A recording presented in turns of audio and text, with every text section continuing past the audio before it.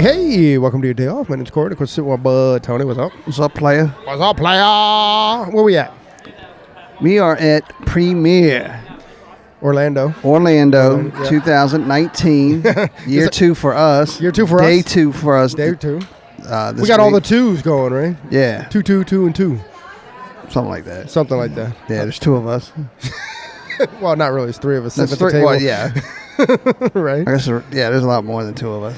So, dude, our guest today, it actually took us a little bit longer than it should have to kind of meet up and make it happen. We knew early on kind of that we wanted to talk to her because I find her fascinating. Oh, yeah, definitely. Big fans. Big fans. Yeah, I can't wait to get in her story. I can't wait for her to share.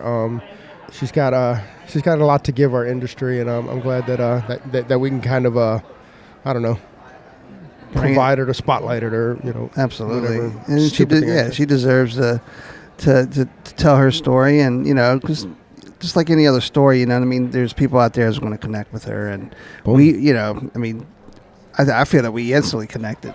I think she was kind of like-minded, just kind of like that soul connection, or yeah. It's kind of weird because actually, the first time that we met, or the first few times that we met, was actually like on the floor at a show. And it's like there's so much pressure about it, and there's so much like quick back and forth. But you're right. The moment we met her, we're like, hey, kind of dig this girl. Yeah, I mean, just you feel the hug, right? It's like boom. All right, yeah, she's my peeps. Exactly. You know what I mean?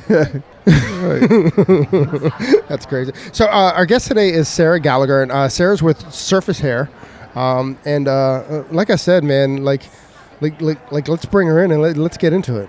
It's on you. So Miss Sara, I always feel like I have to like preface it with Surface Hair, but Sara Gallagher, welcome to your day off.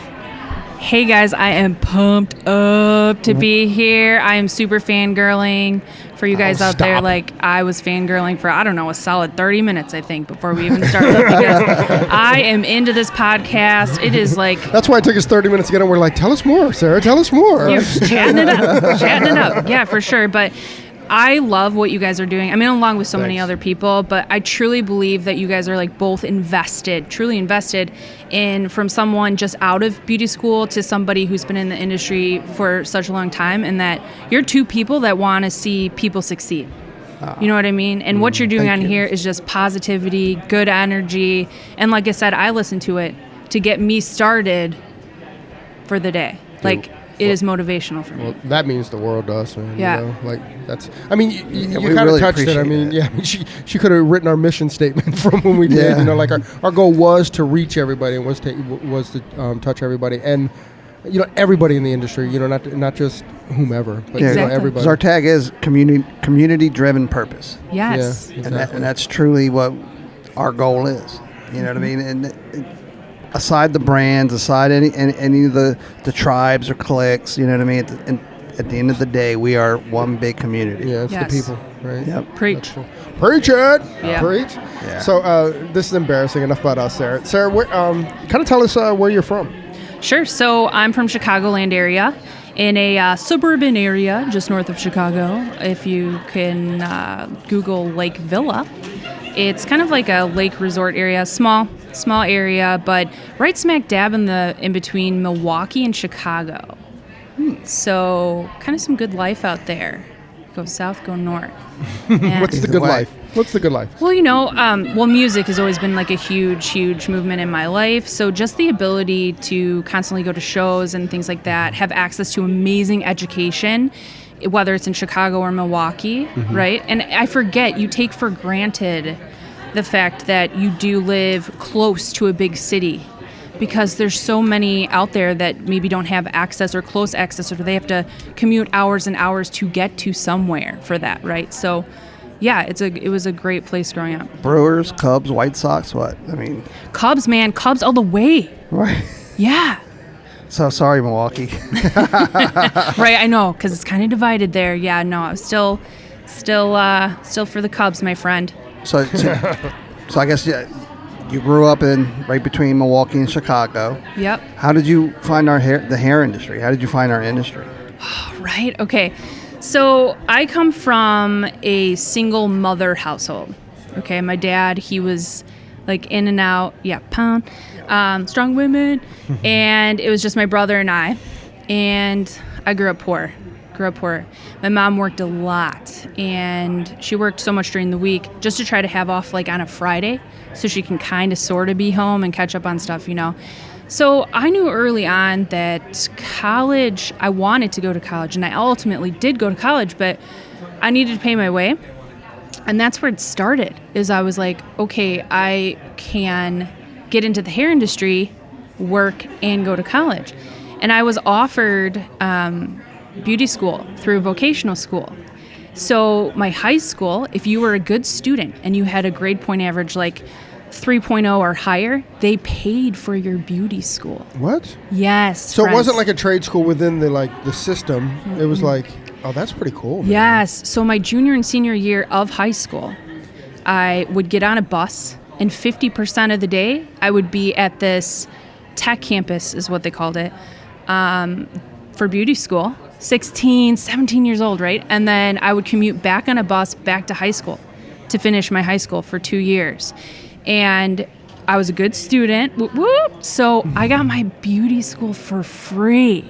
Wow. And the only thing, I remember it was like a stretch, right? My mom, she's like, I don't know how we're going to pay for your beauty school kit. The kit where they set you up for success, they give you all the things. And she goes, but your grandmother gave you some bonds when you were little. She goes, let's cash those in, and we'll get your beauty school kit so you can go to beauty school.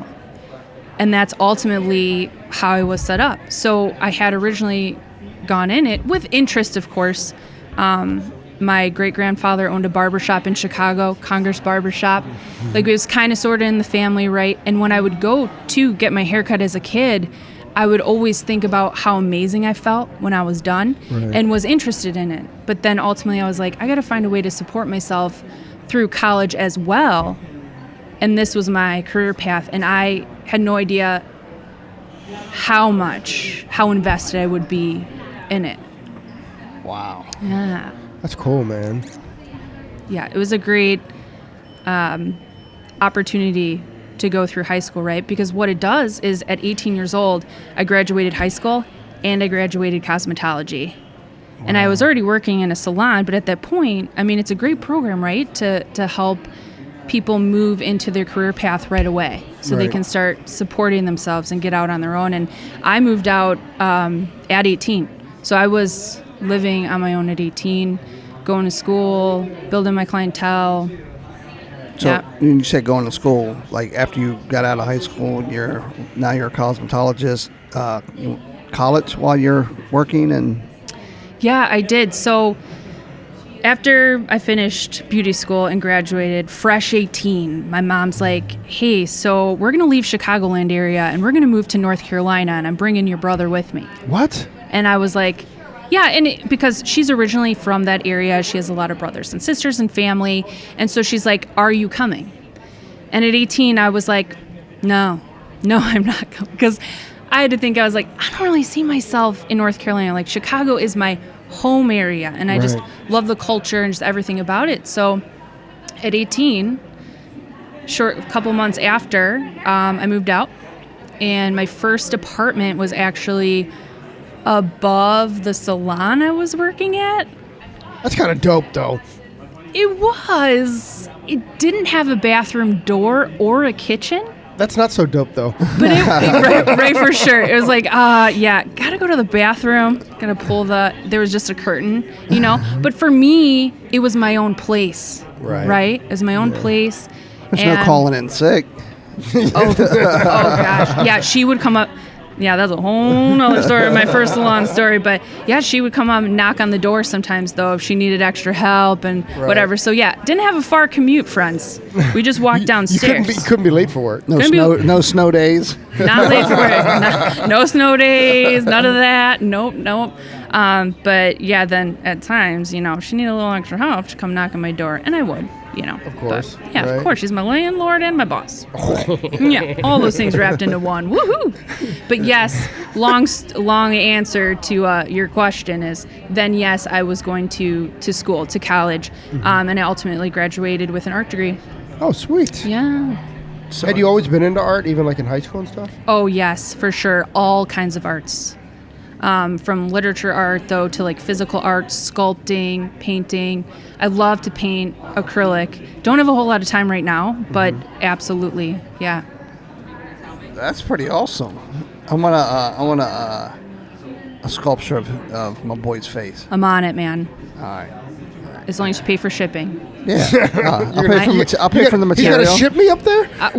We ain't rich over here. We ain't rich. Got to Right. pay for shipping for that sculpture. Right. I'll pay for the materials too. Oh my god, that's so funny. So, so did you do an apprenticeship program or an assistant program or any of that? Yep. So in the state of Illinois, I did my job shadowing. Then I did my internship. And then started out in my first What's salon. the difference between shadowing and internship? Yeah. So shadowing in the state of Illinois, you can shadow for 15 hours towards your license where it's not paid. And shadowing is really what it says it is, right? You are the shadow of whatever Right. stylist that you're following in that salon. And then when you get into interning, then there's X amount of hours that you can fulfill through that towards your license. And they say that the interning experience is supposed to be more hands-on. Now, I volunteer teach at the beauty school that I actually attended. And I You have do now? I do now, yep. And I participate in the job shadow and interning. And I'll be real with you, when I was interning, I was mostly laundry, Yeah. sweeping, Right. shampoos. But I really try to make the interning experience and job shadow at my salon more hands-on, more hands-in. Right. Especially, I feel like these Now you do. Now I do. Okay. I always have the 10 years because, and especially more than ever now, right? Because attention span is so short, but then also, like, they want to get in it, man. They're excited out of school. And so if we can do, like, tandem foiling or tandem blow dries and things like that, I mean, you keep the interest more. So my interning was not like that, but then I did do additional training afterward with the salon owner, my first salon experience. Yeah. How long were you there? So I was there for 2 years. Yep, I was there for only 2 years. And the reason being is because she was verbally abusive, my friends. no. Yeah. And it was hard, right? Because I'm 18. I have no family in the area. She's my landlord, and I work for her. So I was kind of stuck a little bit, and I just took it. And she would say things to me like, "You'll never amount to anything. It's a good thing I hired you because no one else would hire you." Yeah, she was. no. Yeah, so she was very verbally abusive and really cut me down. So I probably would have worked there longer if I started to truly believe what she was telling me I was, right? And man, it all came to a head one week when I used to do facials.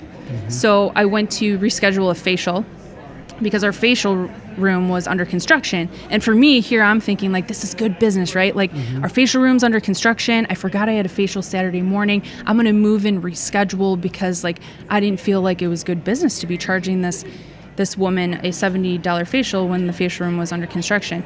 Anywho, long story short, this boss said I was possessed by the devil, an evil spirit. What? Yes, friends. I'm telling the truth. And she goes, I'm making bad decisions based on the devil. She was extremely religious. And that Saturday morning, created a prayer circle around the front desk and started praying that this evil spirit be released from my body and I start making better decisions. No joke. Oh my gosh. Yes, this was a Saturday morning. And then it was like, okay. And we continued our Saturday day. And by the end of that, I was like, this is not right. Like, I got to get out of here. That's crazy. I Right? can't imagine.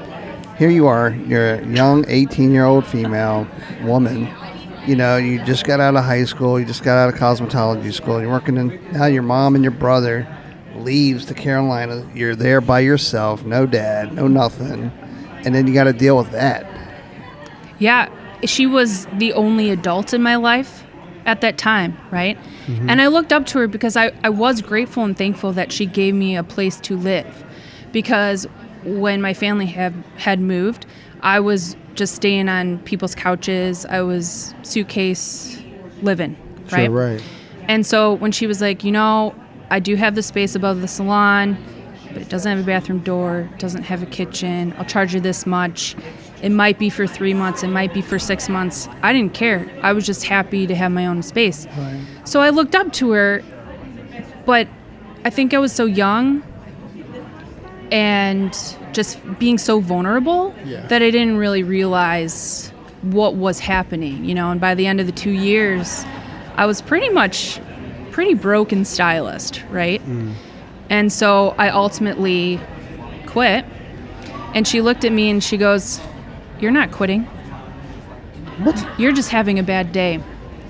Just go home, take the rest of the day off. I'll see you tomorrow." Wow.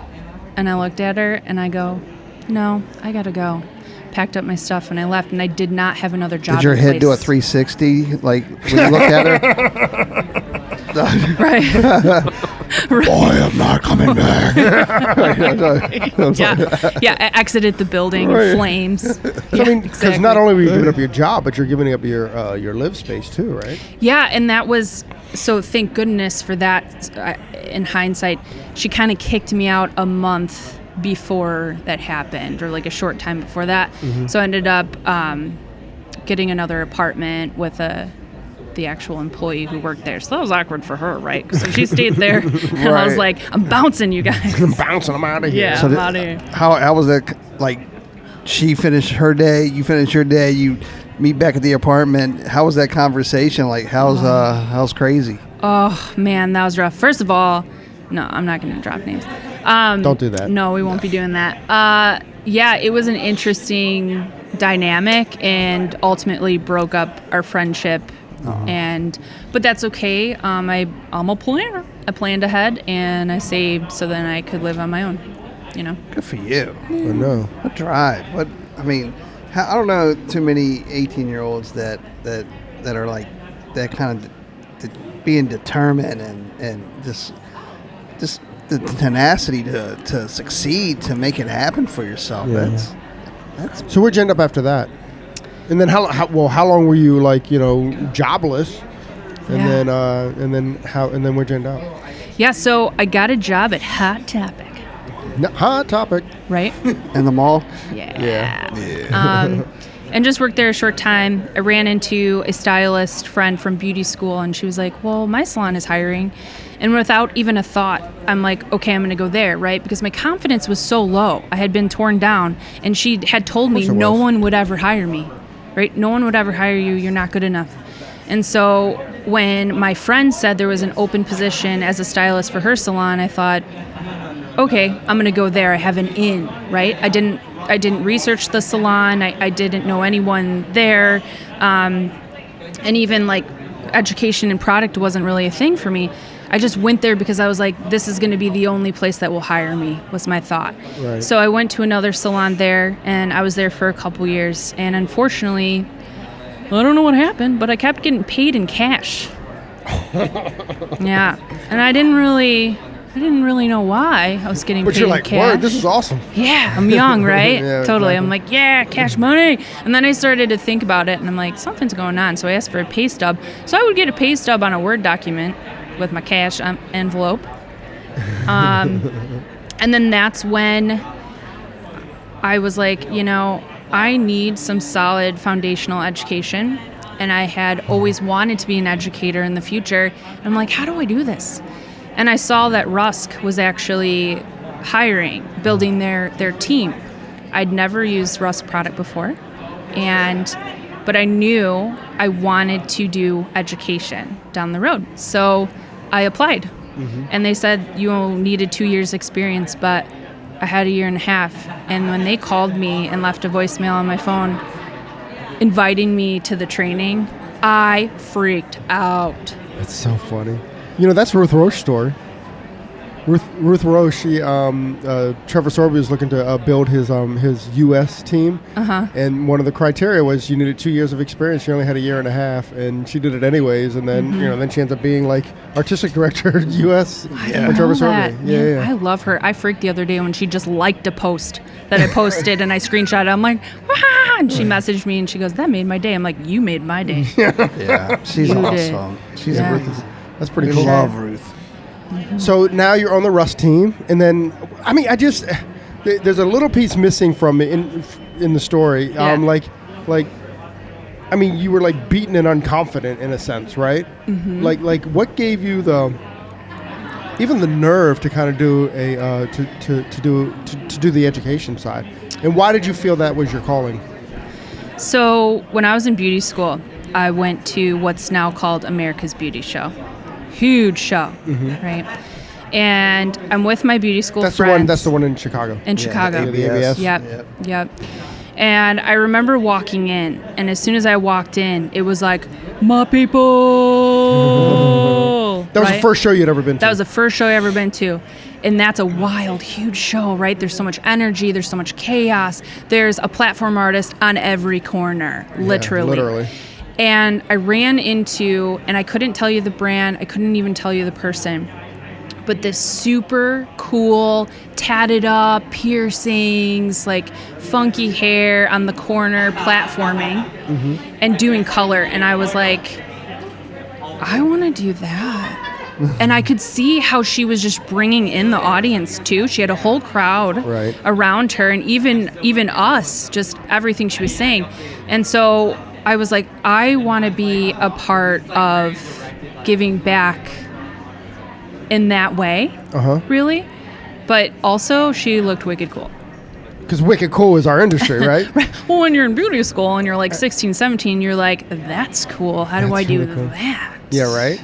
Yeah, so it had always been a goal of mine, and that's really what sparked it. So even though I went to the second salon and I really was like, I didn't have a whole lot of confidence, once I started working in that salon next to other stylists that were uplifting, they really showed me that I actually had potential, that what I was doing was good, and my book started filling up super fast.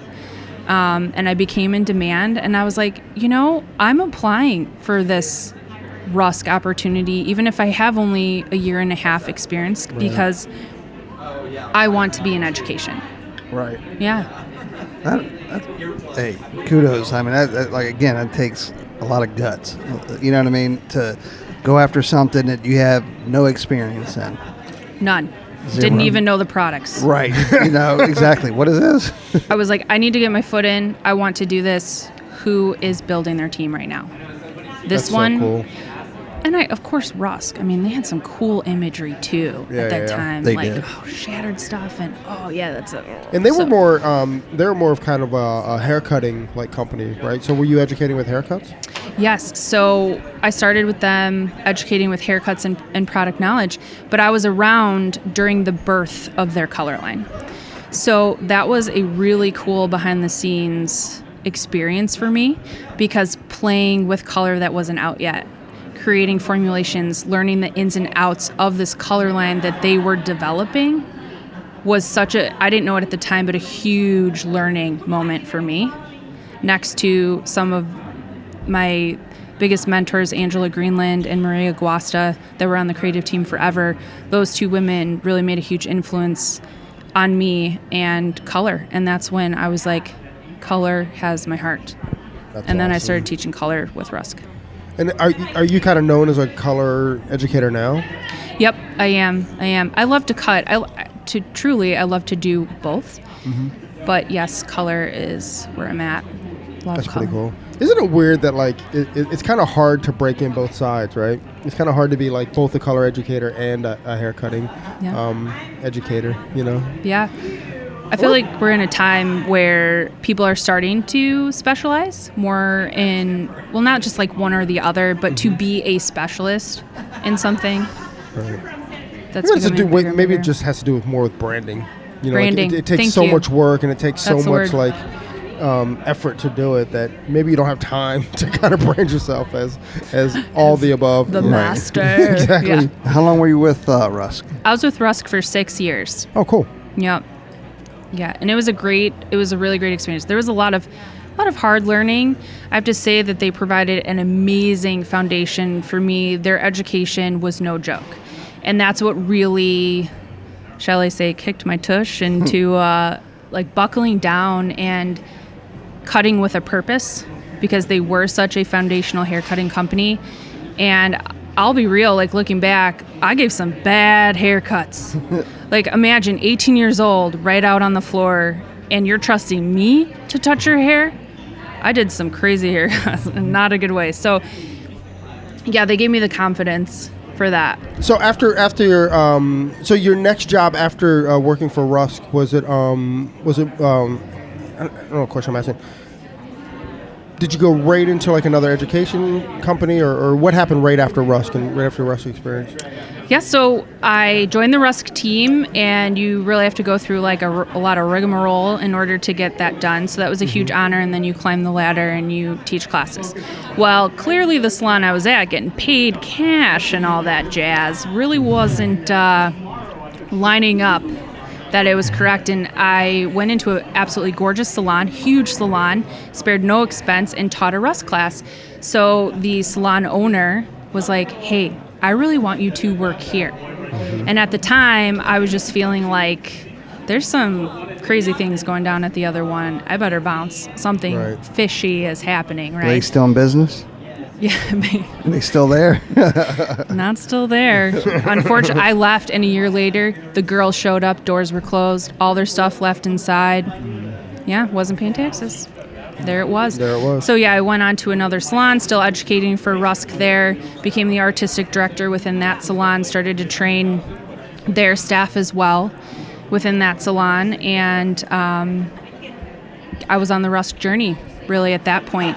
Also playing with color, helping with color.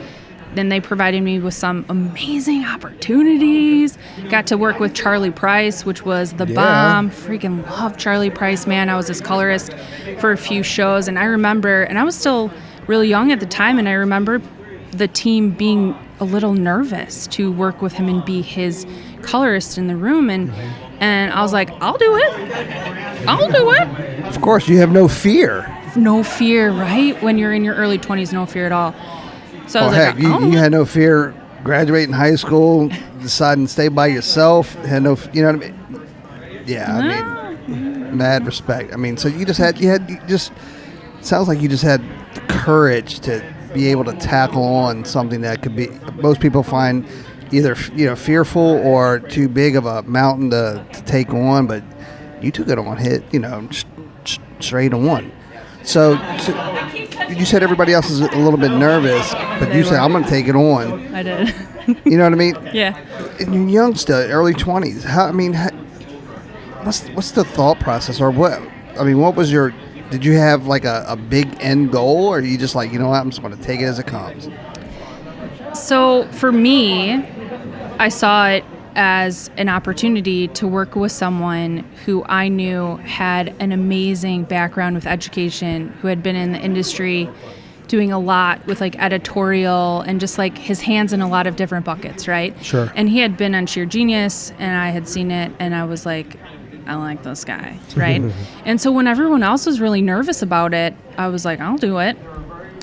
It was a really great thing, because after a full day of color, and I was nervous too, don't get me wrong, but I'm like, I'm going to do this because, and maybe that's in a slightly selfish way, like I want to see what you are doing. I want to learn from you, even if I'm just shadowing you.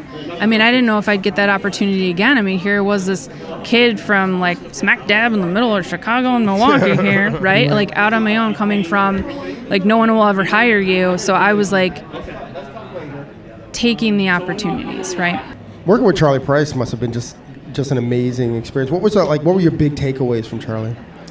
My big takeaways is that bleached eyebrows are chic. That is not where I thought we were going with this, by the way. W magazine is Bible. I can now create a Marge Simpson type of effect on hair. We did this wicked cool updo with like blue hair. I mean, it was insane. It was like a tower of an up style.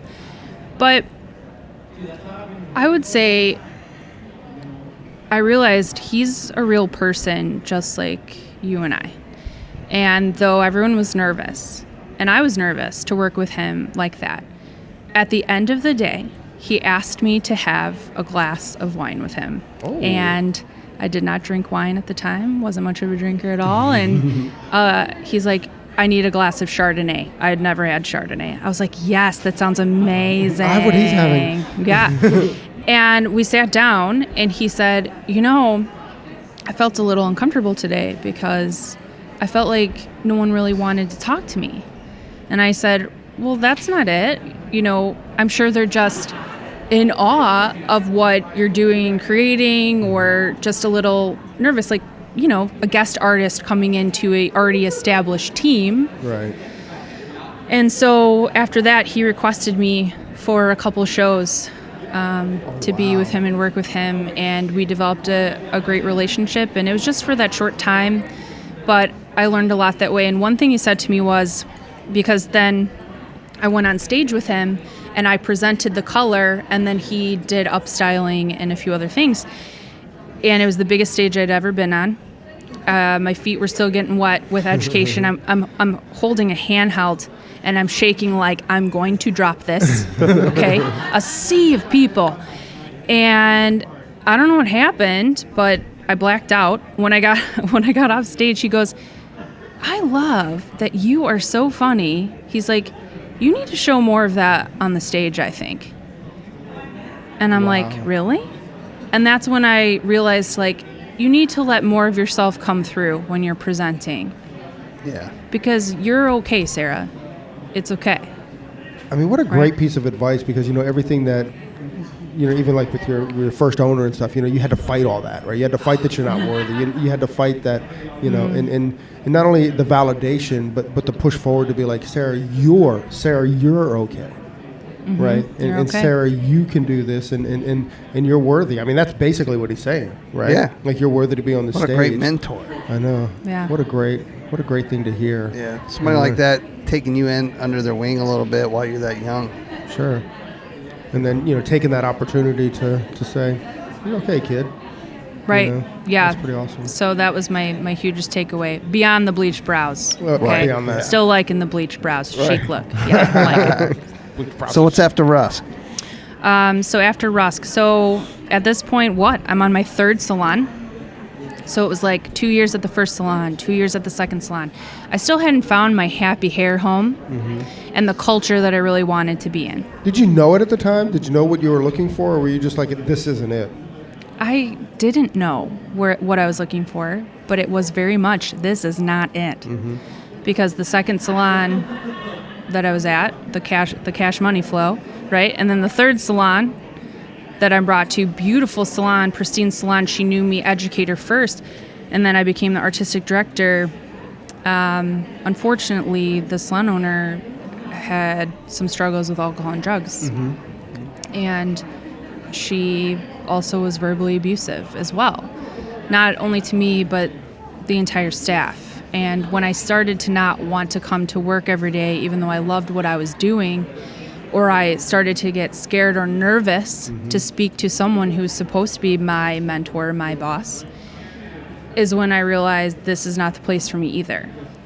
And after having 3 salons that were negative experiences, and some of them to the extreme, I was like, this must be what it's like in the beauty industry, right? That was my thought. How would I know? I've been to 3 salons, and they've all been negative for the most part. So I was like, I'm going to create my own culture. I don't care if I just work by myself. And I need to open up my own place. So that's what I did. So where's your salon there, or where's that salon? Yeah, so my salon's in Grays Lake, Illinois. It's also just north of Chicago, Burbs area.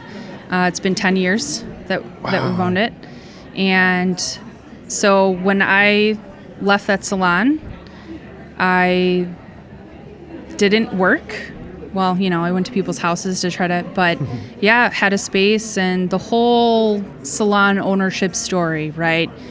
Finding furniture. Actually, Maddie Conrad really reminds me of, he was saying he was like dumpster diving and finding things. Whatever you could find. Dude, that was me, right? That's Because awesome. I didn't have a ton of money. I saved up the little bit that I could, but I knew that I wanted to create a salon with an awesome culture that was accepting, that was more of a learning environment, where education was a strong basis. I knew I wanted a salon that had a green, eco-friendly type of vibe, and I was also really into recycle, reuse. So I was dumpster diving. I was finding all the things, right? I was painting till 2 a.m. I was putting all those things up, and then started to create my culture. So it truly, at the time, I had a partner. She was more on like the nail side, and I was the hair side. And so I started my tribe from no one, right? It was just me and my clientele and her clientele as the basis, and I hired everybody fresh out of school. And I get emotional talking about it, but those girls are still with me. So I've got 7, and I just hired a little new Boo Bear. She starts next week. I'm so excited. Yay. Yeah. And I don't want to get too ahead, but eventually we morphed into a concept. So like half my salon is a commission hourly, and the other half is suite rental or space rental. But not like doctor's office suite rental, like eclectic spaces. We've got like chain link fence up to the ceiling and knee walls. Everybody's got a barn door that like opens and closes. So it's a very creative, eclectic environment, and it's totally home. That's so awesome. Yeah, mad respect to you too, because after a third negative salon, that could be discouraging. That can be a huge weight, and be hard to fight out of. Yeah, I almost quit hair. Yeah, I really did. Once again, that's a commonality, unfortunately, on this, including Philip Wolf, right? Like Philip told a story about how he was this close to quitting. Could you imagine? Right. Can you imagine Philip quit, and we never kind of got to see the magic that he brings? So, dude, how did you find Wayne, and how did you find Surface, and of course, how'd you find our boy G? Yes. So when I opened my salon 10 years ago, I saw Surface being advertised in a flyer. And remember, I told you I wanted more of like an eco-friendly, green type of vibe, offering vegan, organic services. There wasn't a whole lot of that happening out there at the time. And so I wanted a product line that had a strong education base, but then held all of those values. So I one day was just looking at a flyer that was being advertised through the beauty distributor. I think at the time it was Marshall's. And there was Wayne's face, smiling. Wayne Grun, which was on the podcast. Yep, Wayne Grun. Yep. Owner and creator of Surface. And I didn't know Wayne. I didn't know who he was. Even though he has had such a strong background in education, has influenced so many people in our industry, I had no idea who he was. But I read about him in that flyer, and then I read about the product and then the culture behind it. And I was like, I think this is the product for me. So at the time, still working for Rusk, as a Rusk educator, I brought Surface in to sit next to Rusk to have the two options. And I got a free ticket to something called New Beginnings, which is was a big symposium at the time that Wayne actually ran in it. A free ticket, and it took me a year to use that free ticket. Because I'm all like, I'm a Rusk educator. It's not Rusk. Like, I don't need... Right, like, I'm drinking the Rusk Kool-Aid over here. So I went with my team, and Wayne was having the symposium for 2 days. And the symposium was all about the products, their culture, how to grow your business. And I'm like, man, they offer a variety of support here. Wow. This is what I need. And by the end of the 2 days, as Wayne was throwing all his stuff in a bag, because he was probably jumping on a plane going somewhere, because that's how he is. He's zip, zip, zip. I tapped him on the shoulder and I said, hey, here's my card. I would love to work for you instead. I did. Whoa. And he goes, can you be on a flight to Kansas City in 1 week? And I looked at him. You're like, I'll be waiting for you, Wayne. Right. Totally. No, it was more like, yeah. Yeah, I can do that. But I was booked. I was booked solid. But I moved everybody. Right. I moved everyone, and I booked a plane ticket, and I went. That's awesome. Like, I cut ties and jumped it. Because that's how much I believed in the culture. and the education. And at that point, everything was he building his team, or did he have a team already, and that you just kind of brought in, or was it kind of like the beginning of like him building something? Yeah. So Surface is 10 years old.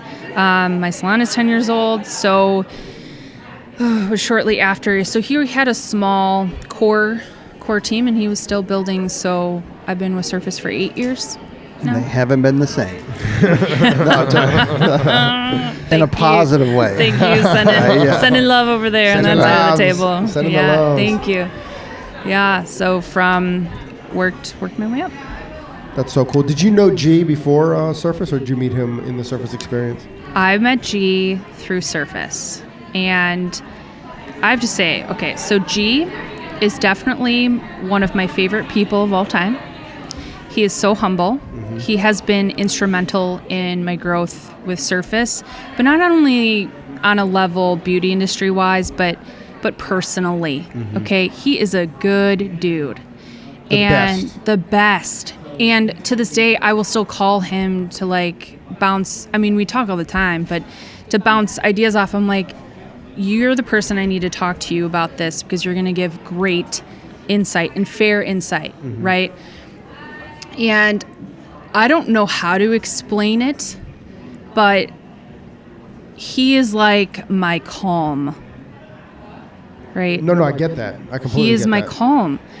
Like, the opportunities that I've been given within Surface are opportunities I would have never thought that I would get there.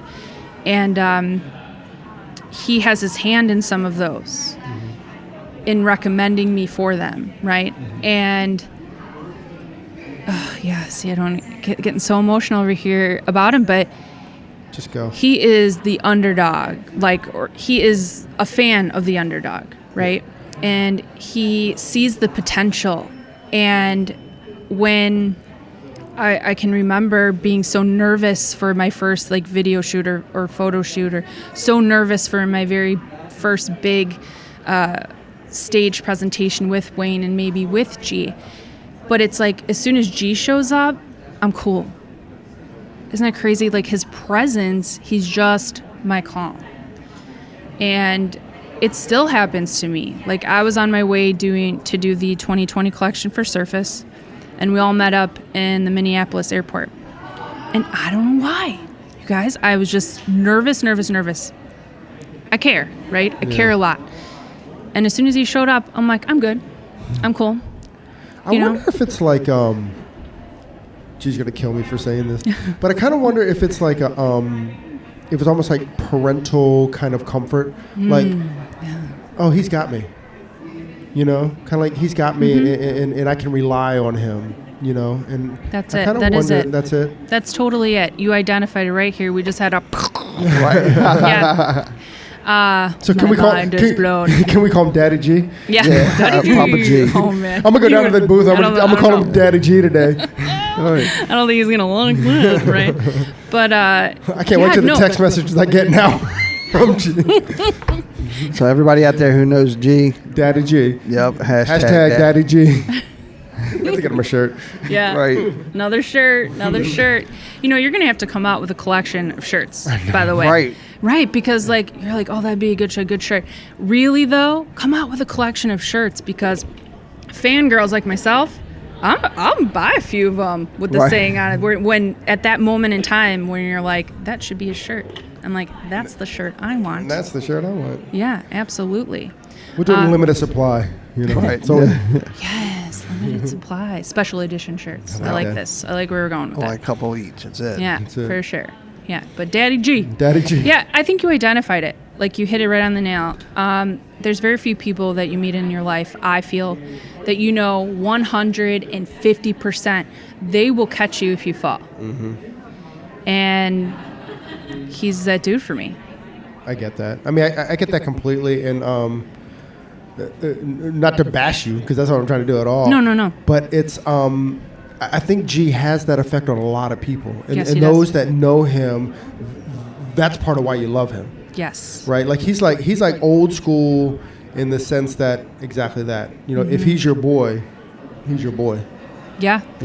I agree with you, and he has such a strong presence. I think no matter what, and everyone who meets him loves him. I agree with that. And he doesn't even know the effect that he has, or he doesn't think that he does, but He's so humble. he is so humble, but he is so powerful. Yeah.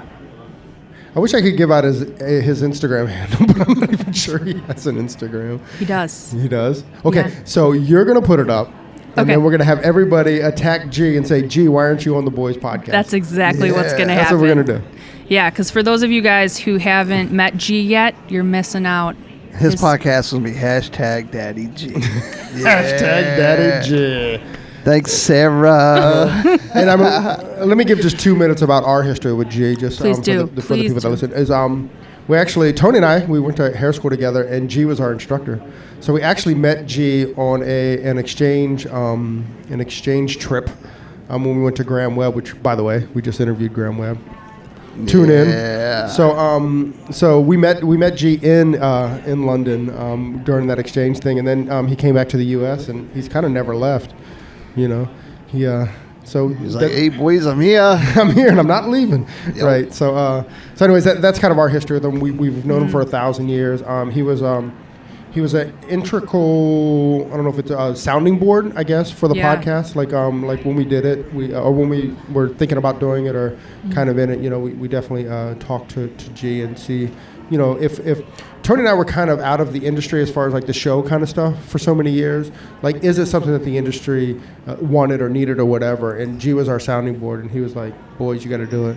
So so we love G for that. And like you said, if G said we're not going to fail, we had confidence that wasn't going to happen. Right. Yeah. What he says goes. That's it. Right? Yeah. I trust that. G's the 100% law. trust that. Yeah. So, yeah, we love G. So, what is Sarah up to now? What am I up to now? Well, I'm a color ambassador for Surface. She's leaving. She's going to go back to Rusk. Yeah. Right. Sorry, Wayne.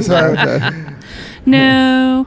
Still on my 8-year journey here with Surface and worked my way up, was granted amazing opportunities. I'm a color ambassador for Surface now, so I help them to develop the color techniques that they create for the collection. So I've been doing that this was my 4th opportunity. Super cool. So I work with G, I work with Don McKee. So G does the cutting, I do the coloring. So we work hand in hand to color the cut that way. So you're like Corey and Tony. Well, bet you guys. And then, Don McKee does the styling. So developing those techniques, making them teachable, coachable, and then so our educators can then coach those techniques to other stylists in the industry. Yeah. And I help with color programs, education programs, things like that. And then, of course, I'm also in the field and do a sprinkle of other things here with Surface too, right? And Surface, I feel like as educators, we wear a lot of hats, a great many hats. That's just part of us with Surface and a family-owned company. So. You nailed that, right? I mean, it is a family-owned thing. Wayne is in the trenches, right? Yeah, like always in the trenches. If you come to a show and you see the Surface booth, 1,000% Wayne's going to be there. He'll be there before everyone, and he'll leave after everybody. And then you might get to see a little bald-headed British guy there too. Yeah, right. just hanging around, around. And also, if you're on the show circuit, if you go to the show circuit, definitely make sure that you check out G's classes and of course Sarah's classes with Surface, and get a little G and Sarah magic, because it's pretty amazing. What you guys are doing is crazy. Yeah, I'm super pumped about the 2020 collection. We were just there in Saskatoon, Canada, which is where Surface is based out of, and it was G, myself, and Dawn, and of course Wayne's daughter Jackie Grund, who is kind of like the art director of the shoot. And so going into the studio, working with models, doing live color, then the cutting live, then the styling live to film for education purposes, and then the next day, of course, is video shoot, but then also we do on location. And man, I'm proud of this 2020 collection. Can't wait to see it. It is my vibe. That's awesome. Yeah, really good. So, and again, those are things where I'm there and I'm like, pinch me. Right. This is not real. Right. Right? Well, because you're still that little girl that you prayed over. For give me all your prayers. Give me all your prayers. You know what? I'm going to argue that it worked. Yeah. Yeah, right. Save me. Yeah, because you've been saved. The industry saved you once again. I love that. Oh, I love that. That's good. Yeah, maybe I haven't saved me, but that's it. Tony used to tell a story. Magic. Tony used to tell a story that when he quit smoking, hypnotized, and he goes, "That was balderdash," but he goes, "But I haven't smoked since. So was it?" But was That was my daughter. That's what it was. I'm going with the hypnosis. Yeah. No, it's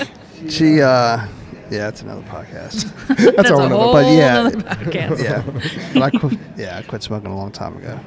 Good for Because you, man. because of Thanks. hypnosis. No, because of Skylar. That's definitely true.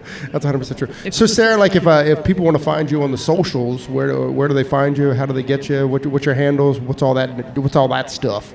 Yeah, so my Instagram handle is Sara Surface Hair. Sarah does not have an H on it, my friends.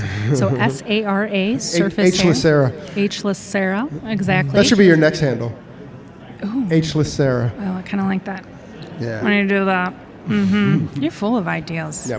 I need to just hang out with you around Brilliant. here. Okay. So that's my Instagram handle, friends. I'd love to be your friend. Let's get connected. Let's do that. And then on Facebook, the good old FB, I'm Sara Alwyn Gallagher. I've got a hair page as well, That Coiffure Color by Sara Gallagher.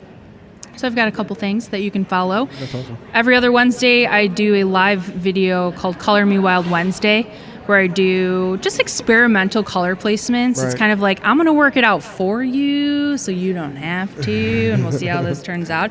It's more so a thing that keeps me on point. Like, it's good practice also, but a good way to connect with the audience and do some like fun color and experiment, you know? So I do that too.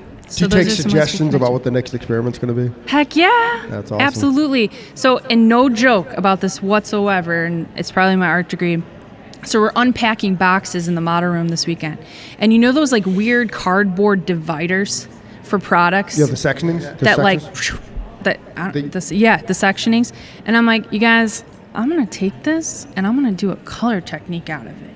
And they're like, ha ha, you would, Sarah. I'm like, no, I am. So then they're like, oh, so everybody started grabbing them and stuff. I took a whole bunch of them and put it in my backpack. So stay tuned, man. I'm going to do some color technique with those sections. I got a crazy idea. That's awesome. Yeah, but that's what it's about. And it's fun for me. Like, it feeds my soul. Right. Yeah. Right. But then also talking to a camera and connecting with audiences through social media. So And it's you a get to good- be creative, exploring. That's yeah. yeah. You know Of what the course, best I part answer is? It's 100% by her rules. Yep. Right? You got that. That's it. Sarah, we love you. Thank you for spending an hour with us. That went by fast. It went by quick, right? Sure did. Oh my God, I was having so much fun. That's Thank you guys awesome. so much for having me. Truly. Good. We love you. We love you, and thanks for sharing your story. Thanks for being vulnerable enough to share your story. I know there was a couple times there where you were like, I don't know if I'm going to go there, but I saw it in your eyes. But thank you again, dude. Thank you. You're a rock star, and thank you for joining us on your day off. Thanks, guys. I super appreciate it.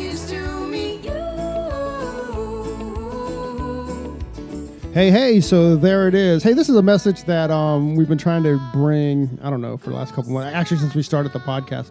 Hey, so if you like the podcast or if you find that it's useful, please leave us a review, a 5-star review on iTunes. Leave us a rating and a review. But if you don't like it, forget about it. Yeah, totally forget about this message. We also want to thank Sarah and Blaine from Pretty Gritty. Sarah and Blaine, they are a band out of Portland, Oregon, and we just want to thank them very much for allowing us to use their song, Pleased to Meet You, on our podcast. That's cool. I think you can find, actually you can find their music on iTunes. Peace and hair grease.